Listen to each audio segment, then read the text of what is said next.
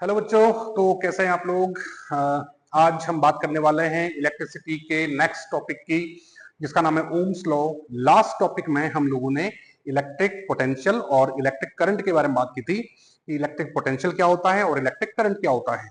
आज हम लोग बात करने वाले हैं ओम्स लॉ के बारे में कि पोटेंशियल और करंट के बीच में क्या रिलेशनशिप है ना। पोटेंशियल और करंट एक दूसरे से कैसे इंटर रिलेटेड है। तो इसी सिलसिले में आज हम शुरू कर रहे हैं हमारा नेक्स्ट टॉपिक, जिसका नाम है ओम्स लॉ। ओम्स लॉ क्या कहता है बेटा? ओम्स लॉ कहता है कि जो भी आपका कोई वायर है, उस वायर के अंदर जो करंट फ्लो हो रहा है वो पोटेंशियल के डायरेक्टली प्रोपोर्शनल होता है। मतलब जितना ज्यादा पोटेंशियल लगाएंगे करंट उतना ज्यादा फ्लो होगा। आप इसको इस बात से समझ सकते हैं कि जैसे कोई पानी का पाइप है, उस पाइप के अंदर पानी भरा हुआ है, वो पानी कितना तेज मूव कर रहा है वो इस बात पे डिपेंड करेगा कि पीछे से उस पर कितना प्रेशर लग रहा है। सेम वैसे ही किसी वायर के अंदर इलेक्ट्रॉन्स मूव कर रहे हैं, वो इलेक्ट्रॉन्स कितनी तेजी से मूव करेंगे वो इस बात पे डिपेंड करता है कि पीछे से पोटेंशियल कितना अप्लाई हो रहा है। यानी कि पोटेंशियल और करंट दोनों एक दूसरे के डायरेक्टली प्रोपोर्शनल होते हैं। V is directly proportional to I। ठीक है, तो इसका स्टेटमेंट क्या है? स्टेटमेंट आपको पढ़ा देता हूं मैं कि एट कांस्टेंट टेम्परेचर, ये लाइन बहुत इंपॉर्टेंट है बेटा। कांस्टेंट टेम्परेचर, हम जब भी पोटेंशियल और करंट के बीच में रिलेशनशिप निकालते हैं तो वहां पर टेम्परेचर का कांस्टेंट होना बहुत जरूरी है, क्योंकि जब आप टेम्परेचर बढ़ाएंगे या टेम्परेचर घटाएंगे तो उससे करंट की वैल्यू बढ़ या घट सकती है। तो वहां पर हमारा V और I के बीच में जो रिलेशनशिप है वो एग्जैक्ट नहीं निकलेगा। तो पहली जो कंडीशन है वो क्या है? वो ये है कि आपको टेम्परेचर कांस्टेंट रखना पड़ेगा। तो क्या बोल रहा है कि at constant temperature the current flowing through a conductor is directly proportional to the potential difference across it ends. है ना, कि जो वायर है उसमें कितना करंट फ्लो होगा वो उसके दोनों एंड्स के पोटेंशियल के डायरेक्टली प्रोपोर्शनल होगा। ये कौन कह रहा है बेटा? ओम्स लॉ कह रहा है। यानी कि V और I एक दूसरे के डायरेक्टली प्रोपोर्शनल है। और आप सब जानते हैं कि जब भी हम लोग प्रोपोर्शनलिटी का साइन हटाते हैं तो वहां पर एक कांस्टेंट आता है, और यहां पर जो कांस्टेंट आता है इसका नाम है R। और इस R को हम लोग क्या कहते हैं बेटा? इस R को हम लोग कहते हैं रेसिस्टेंस ऑफ वायर। क्या कहते हैं बेटा? Resistance of wire. हिंदी में कहते हैं इसको तार का प्रतिरोध। ये R क्या है? ये एक कांस्टेंट है। R क्या बेटा? एक कांस्टेंट है। V क्या है? यहाँ पे पोटेंशियल डिफरेंस है। और I क्या है बेटा? यहाँ पे करंट है। दो एंड्स के बीच में लग रहा है, मतलब पोटेंशियल डिफरेंस निकलेगा, है ना। एक ही पॉइंट पे होता है तो क्या निकलता है बेटा? पोटेंशियल निकलता है। दो एंड्स के बीच में निकलेगा तो पोटेंशियल डिफरेंस निकलेगा। आगे हम बात करते हैं कि जो रेजिस्टेंस है इसको डिफाइन कैसे किया जाए। तो हमने जो फॉर्मूला पढ़ा V equals to I R, यहां से अगर मैं R निकालूं तो क्या हो जाएगा बेटा? That will B V upon I। V क्या है? Potential difference. और I क्या है? करंट। तो हम कह सकते हैं कि पोटेंशियल डिफरेंस और करंट का जो रेशो है उसी को हम क्या कहते हैं बेटा? रेजिस्टेंस कहते हैं। तो वही हमने यहां पर डिफाइन किया है कि the ratio of potential difference applied between the ends of a conductor and the current flowing through it is a constant quantity which is called resistance. यानी कि V और I इनका जो रिलेशन है वो हमेशा एक कांस्टेंट आएगा। वो हमेशा क्या आएगा बेटा? एक कांस्टेंट आएगा। तो R का जो फॉर्मूला यहां से बना हमारे पास V अपॉन I, ठीक है। I का फॉर्मूला बनेगा V अपॉन R, ठीक है। नेक्स्ट है कि करंट जो है, पोटेंशियल जो है वो कैसे करंट को और रेजिस्टेंस को इफेक्ट करता है। तो यहां पर जो लाइन लिखी इसको आपको अच्छे से याद रखना कि the potential difference across the ends of a conductor is doubled. अगर पोटेंशियल डिफरेंस को डबल कर दिया जाए तो करंट जो फ्लो हो रहा है वो भी डबल हो जाएगा। क्यों? क्योंकि V और I एक दूसरे के क्या बेटा? डायरेक्टली प्रोपोर्शनल है। तो अगर आप एक क्वांटिटी को बढ़ाओगे तो दूसरी क्वांटिटी भी सेम रेशो में बढ़ेगी।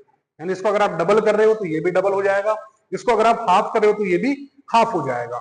उसी तरह बोला कि potential difference is half, the current also get half. If the resistance is doubled, ये बड़ी इंपॉर्टेंट बात है कि अगर रेजिस्टेंस को हम लोग डबल कर दें तो करंट जो है ना वो हाफ हो जाता है। क्योंकि रेजिस्टेंस की अगर हम बात करें तो रेजिस्टेंस और करंट ये एक दूसरे के इनवर्सली प्रोपोर्शनल है। एक दूसरे क्या बेटा, इनवर्सली प्रोपोर्शनल है। तो अगर आप आर को डबल करेंगे तो आई जो है ना वो हाफ हो जाएगा, और अगर आप आर को हाफ करेंगे तो आई की वैल्यू जो है वो डबल हो जाएगी। इस बात को ध्यान रखें, इसके ऊपर क्वेश्चंस बन जाते हैं। ठीक है, यानी कि दो बातें यहां पर आ रही हैं कि पोटेंशियल जो रेजिस्टेंस है वो किन किन बातों पर डिपेंड करता है। एक तो पोटेंशियल डिफरेंस पर डिपेंड करता है और एक रेजिस्टेंस ऑफ द कंडक्टर पर डिपेंड करता है। नेक्स्ट देखें कि रेजिस्टेंस है क्या। तो रेजिस्टेंस बेसिकली क्या है, अगर हम बात करें तो रेजिस्टेंस बेसिकली एक रुकावट है, एक बाधा है ना। रेसिस्टेंस एक ऑब्स्ट्रक्शन है between the path of current. आप देखते हैं कि भी जब भी करंट फ्लो हो रहा है किसी भी वायर से, तो वो करंट जो है ना बेटा वो कहीं ना कहीं कुछ ना कुछ वर्क करता है। जैसे अगर मान लो मैंने स्विच से लेकर के फैन तक की अगर बात करूं, तो जब मैं स्विच से लेकर फैन तक करंट सप्लाई कर रहा हूं तो वहां पर जो करंट है वो यूटिलाइज हो जाता है किस चीज में, इसको रोटेट करने में। तो इसको रोटेट करने में कितना करंट खर्च हो रहा है, इसको कितनी रुकावट आ रही है करंट को आगे फ्लो होने में, उसी को हम कहते हैं रेजिस्टेंस। तो बेसिकली अगर बात की जाए कि व्हाट इज रेजिस्टेंस, तो resistance is the obstruction between the path of current. Current के रास्ते में आने वाली रुकावटों को क्या कहा जाता है, रेजिस्टेंस कहा जाता है। तो it is the property of a conductor due to which it oppose the flow of current through it, है ना। करंट के बहने को जो अपोज करे, करंट चाहता है कि वो फ्लो करे, रेजिस्टेंस चाहता है कि वो रुक जाए, है ना। तो करंट के बहने को जो अपोज करता है उसी को हम क्या बोलते हैं बेटा, उसी को हम बोलते हैं रेजिस्टेंस। फॉर्मूला आपको पता ही है, V अपॉन I होता है। ठीक है, अच्छा इसकी जो यूनिट की अगर हम बात करें कि इसकी यूनिट क्या होती है, तो हमने फॉर्मूला क्या पढ़ा बेटा, R equals to V upon I। V की यूनिट क्या होती है बेटा, वोल्ट। I की यूनिट क्या होती है बेटा, एम्पियर। तो इसकी जो यूनिट होगी that is volt per ampere. क्या यूनिट होगी बेटा, volt per ampere. Volt per ampere, इसको एक और नाम से जाना जाता है दैट इज कॉल्ड ओम, या फिर इसको इस तरह से ओमेगा के साइन से भी लिखा जाता है। ओम उस साइंटिस्ट का नाम है, साइंटिस्ट के ऑनर में हमने इसको लिखा है। तो अगर हमसे बात की जाए कि what is the SI unit of resistance, तो आपको ध्यान रखना है कि the SI unit of resistance is ohm. Volt per ampere is also the unit of resistance but it is not the SI unit. The SI unit is ohm और omega. Is it clear. अब अगर मैं 1 ओम को define करना चाहूं कि 1 ओम क्या होता है, तो देखिए आर का फॉर्मूला हमने पढ़ा V अपॉन I। V अगर हमारे पास 1 वोल्ट हो और I हमारे पास 1 एम्पियर हो, है ना। V कितना हो बेटा, 1 वोल्ट और I कितना हो बेटा, 1 एम्पियर। तो 1 वोल्ट अपॉन 1 एम्पियर जो है ये किसके इक्वल हो जाएगा, 1 ओम के। तो इसको हम डिफाइन कैसे करेंगे, देखो 1 वोल्ट क्या बेटा, पोटेंशियल जो दो एंड्स के बीच में अप्लाई किया जाता है। तो if 1 volt of potential is applied, जब पोटेंशियल अप्लाई करते हैं तो उससे क्या प्रोड्यूस होता है, करंट प्रोड्यूस होता है। तो हम डिफाइन कैसे करेंगे, if 1 volt of potential is applied to produce a current of 1 ampere, if 1 volt of current is applied to produce a current of 1 ampere, then the resistance is said to be 1 ohm. तो उसका resistance कितना कहलाएगा बेटा, 1 ओम कहलाएगा। यानी कि resistance 1 ओम कब होता है, जब 1 वोल्ट का पोटेंशियल 1 एम्पियर करंट को फ्लो करने के लिए दिया जाता है। तो मैंने आपको पहले भी समझाया था कि पोटेंशियल देंगे तो करंट फ्लो होगा। कितना पोटेंशियल देंगे, 1 वोल्ट, और कितना करंट प्रोड्यूस होगा, 1 ओम। तो 1 वोल्ट का पोटेंशियल देने पे अगर 1 ओम का करंट प्रोड्यूस, सॉरी 1 एम्पियर का करंट प्रोड्यूस होता है, तो जो रेजिस्टेंस होगा उसको हम क्या कहेंगे बेटा, 1 ओम कहेंगे। ठीक है, नेक्स्ट क्वेश्चन हमारे पास है कि potential difference between 2 points of a wire carrying 2 ampere current. Numericals में आप सीधा सीधा जो वैल्यू गिवन है वो लिख दिया करें, 0.01 वोल्ट, V इज 0.01 वोल्ट। आपसे पूछ रहा है कि रेजिस्टेंस क्या होगा, रेजिस्टेंस का सीधा सीधा फॉर्मूला है V अपॉन I। V कितना है आपके पास, 0.01 अपॉन I कितना बेटा, 2। ठीक है, पॉइंट यहां से हम हटाएंगे, कितना हो जाएगा, 1/2 हो गया, 0.5 अपॉन 100, 0.005 ओम। है ना, that is the final answer. Next question is a simple electric circuit has a 24 volt battery, V दिया हुआ है आपको 24 वोल्ट। आपको यूनिट से पहचान जाना है। अगर वो बोल रहा है volt, it means potential is given. अगर वो बोल रहा है ampere, it means current is given. अगर वो बोल रहा है ohm, it means resistance is given. ठीक है, तो 24 वोल्ट है and resistor of 60 ohms means R आपको गिवन है कितना, 60 ओम्स। तो what will be the current in the circuit, I पूछ रहा है। सीधा सीधा फॉर्मूला, V का फॉर्मूला क्या था बेटा, V equals to I R. यहां से आपसे क्या पूछ रहा है, I पूछ रहा है, तो I का फॉर्मूला क्या हो जाएगा, V अपॉन R। V कितना गिवन है बेटा आपको, 24 वोल्ट अपॉन R कितना बेटा, 60 ओम। ठीक है, तो 4 6 जा 24, 4 10 जा सॉरी 4 15 जा 60, 0.15 4 जा 60, 0.4 ampere. That will be the current in the circuit. Next question is an electric iron draws a current of 3.4 ampere. Current is given 3.4 ampere from 220 volt supply. V is given 220 volt. What current will this electric iron draw when connected to 110 volt supply line? ये बोल रहा है कि अगर potential 220 की जगह 110 volt कर दिया जाए तो कितना करंट पास होगा, है ना। तो आपको एक बात पता है कि रेजिस्टेंस कांस्टेंट होता है, रेजिस्टेंस की वैल्यू चेंज नहीं होती है। तो पहले आप इस फॉर्मूले में R equal to V upon I करके क्या निकाल लीजिए, R निकाल लीजिए। V कितना है 220, I कितना है 3.4। ठीक है, ये ओम आ गया आपका R। अब आपको I2 निकालना है। I निकालने का फॉर्मूला क्या होता है बेटा, V अपॉन R। ठीक है, V कितना है सेकंड केस में आपको 110, R कितना निकाला आपने 220 बाई 3.4, ये गया तुम्हारा 2 टाइम्स, ये गया 1.7 times, that will B 1.7 ampere. ठीक है, R तो कांस्टेंट होता है ना, रेजिस्टेंस कांस्टेंट है, तो रेजिस्टेंस कांस्टेंट रख करके हम लोगों ने करंट की वैल्यू निकाल ली। ठीक है, नेक्स्ट हमारे पास है ग्राफ किसके बीच में बेटा, V और I के बीच में। V और I के बीच में ग्राफ जो है, अब एक सिंपल सी बात हमने पढ़ी कि V और I एक दूसरे के डायरेक्टली प्रोपोर्शनल होते हैं।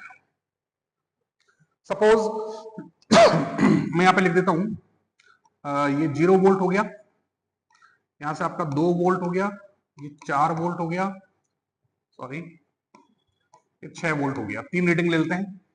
I सपोज यहां पे 0.2 एम्पियर है, यहां पे 0.4 एम्पियर है, यहां पे 0.6 एम्पियर है। ठीक है, तो हमने देखा कि जब पोटेंशियल 2 वोल्ट था तो करंट 0.2 एम्पियर था, है ना, ये करंट है, ये पोटेंशियल है। जब V 4 वोल्ट था तो I कितना था बेटा, I वहां पर आया आपका 0.4 एम्पियर। जब V आपका 6 वोल्ट था तो I कितना आया बेटा 0.6 एम्पियर। अब इन तीनों पॉइंट्स को अगर हम मिलाएं तो that will be obtained as a straight line. अब ये स्ट्रेट लाइन किसको रिप्रेजेंट कर रही है, ये भी आपको ध्यान रखना पड़ेगा। ये V को रिप्रेजेंट कर रहा है, ये I को रिप्रेजेंट कर रहा है, तो ये जो स्ट्रेट लाइन है इट विल रिप्रेजेंट R। ये किसको रिप्रेजेंट करेगा बेटा, R को रिप्रेजेंट करेगा, ये आपको ध्यान रखनी है बात। ठीक है, फिर कुछ एमसीक्यूज है। फर्स्ट है आपके पास कि the potential difference across a 3 ohm resistance. Potential difference means V आपको गिवन है कितना 6 volt, 3 ohm resistance means R आपको गिवन है कितना 3 ओम। करंट पूछ रहा है, सीधा सीधा V upon R 6 upon 3 that will be 2 ampere, means option C जो है वो करेक्ट आंसर है। नेक्स्ट देखें, a car headlight bulb working on a 12 volt car battery. V आपको गिवन है कितना 12 volt, drawn a current of 0.5 ampere. I आपको given है कितना 0.5 ampere. The resistance of the light bulb R आपसे पूछ रहा है V अपॉन I, यहां से आ जाएगा 12 अपॉन I कितना आ गया बेटा 0.5, पॉइंट हटाएं 0, क्या आ जाएगा तुम्हारा 24 ओम। यूनिट्स लगाना ना भूलें, ये बात ध्यान रखें, यूनिट्स लगाना कभी नहीं भूलना है। यूनिट के बिना किसी भी फिजिकल क्वांटिटी की वैल्यू का कोई इंपॉर्टेंस नहीं है, यूनिटलेस कोई चीज हो ही नहीं सकती है ना। जैसे आपसे कोई पूछे कि आपका वेट कितना है, आप उसको बोलो 50। 50 से कुछ समझ थोड़ी आ रहा है 50 क्या है, 50 केजी है, 50 ग्राम है, 50 टन है। मैंने पूछा कि आपका घर यहां से कितना दूर है, आपने बोल दिया 2 दूर है। 2 क्या दूर है, 2 किलोमीटर दूर है, 2 मीटर दूर है, 2 सेंटीमीटर, कुछ तो बताएंगे वहां पे, यूनिट तो कुछ ना कुछ लगानी पड़ेगी, है ना। तो इसलिए यूनिटलेस नहीं रखना है चीजों को, जो भी फिजिकल क्वांटिटी उसके आगे यूनिट जरूर लगाएं, क्योंकि एक अच्छा टीचर होगा तो इसमें आपको एक भी नंबर वो नहीं देगा अगर वो चाहे तो, बाकी वैसे हाफ मार्क्स इसका कट जाता है। नेक्स्ट देखें, an electric appliance has a resistance of, ये क्वेश्चन इनकम्प्लीट है। नेक्स्ट क्वेश्चन हम देखते हैं, when a 4 ohm resistor, 4 ohm resistor means R आपको गिवन है कितना, 4 ओम, connected across terminals of 12 volt battery, 12 volt, the number of coulombs passing through the resistor per second is, number of coulombs पूछ रहा है बेटा, नंबर n पूछ रहा है आपसे। तो पहला आप क्या निकालो, I का फॉर्मूला क्या होता है, V बाई आर, V हो गया तुम्हारा 12, हो गया 4, कितना आया 3 एम्पियर, ठीक है, कितना है बेटा 3 एम्पियर। क्या पूछा से, number of coulombs per passing through the, number of charge passing through wire per second, that is called current. तो करंट की वैल्यू कितनी आ जाएगी बेटा यहाँ पे 3। नेक्स्ट है Ohm's law gives a relationship between, अभी मैंने बताया किसके बीच में रेजिस्टर बताता है ये, पोटेंशियल डिफरेंस और करंट के बीच में। ऑप्शन डी जो है वो करेक्ट आंसर है। Next question, the unit of electric resistance is, resistance की यूनिट क्या होती है बेटा, ओम, सबको पता है, अभी कुछ देर पहले हमने डिस्कस किया है। The substance having infinitely high electrical resistance is called, जिनका रेजिस्टेंस इनफाइनाइटली हाई होता है उनको क्या कहते हैं, तो जिनका रेजिस्टेंस इनफाइनाइटली हाई हो उनको कहते हैं रेसिस्टर। क्या बोलते हैं बेटा, रेसिस्टर। नेक्स्ट है, keeping the potential difference constant the resistance of a circuit is doubled, resistance को डबल कर रहा है, रेजिस्टेंस को क्या कर रहा है बेटा, डबल कर रहा है, तो करंट क्या हो जाएगा, तो अभी हमने कुछ देर पहले पढ़ा था कि करंट और रेजिस्टेंस एक दूसरे के इनवर्सली प्रोपोर्शनल होते हैं। तो अगर आप आर को डबल करोगे तो आई की वैल्यू क्या हो जाएगी, बोलो फटाफट बोलो क्या हो जाएगी, आई की वैल्यू हो जाएगी हाफ, ठीक है, option B is the correct answer. Next है, keeping the potential difference constant the resistance of a circuit is half. अब वही सर्किट का रेजिस्टेंस हाफ कर दिया है, अब रेजिस्टेंस को अगर हाफ कर दिया है तो करंट की वैल्यू क्या हो जाएगी, 2 टाइम्स हो जाएगी, है ना, डबल हो जाएगी। चलिए, तो ये हमारा हो गया बेटा ओम्स लॉ और इससे रिलेटेड सारे न्यूमेरिकल्स। नेक्स्ट टॉपिक में हम लोग बात करेंगे factors affecting resistance of a wire के बारे में, रेसिस्टिविटी के बारे में, स्पेसिफिक रेजिस्टेंस के बारे में, ठीक है, बहुत ही इंपॉर्टेंट टॉपिक है, मिस मत कीजिएगा। वीडियो में किसी चीज की कमी हो तो कमेंट में जरूर बताइएगा, और अगर अच्छी लगे तो लाइक कीजिएगा, सब्सक्राइब कीजिएगा, शेयर कीजिएगा, और साथ में जुड़े रहिए इस चैप्टर के और भी आगे सारे टॉपिक्स और इंसल्टेड न्यूमेरिकल्स को देखने के लिए। Thank you very much.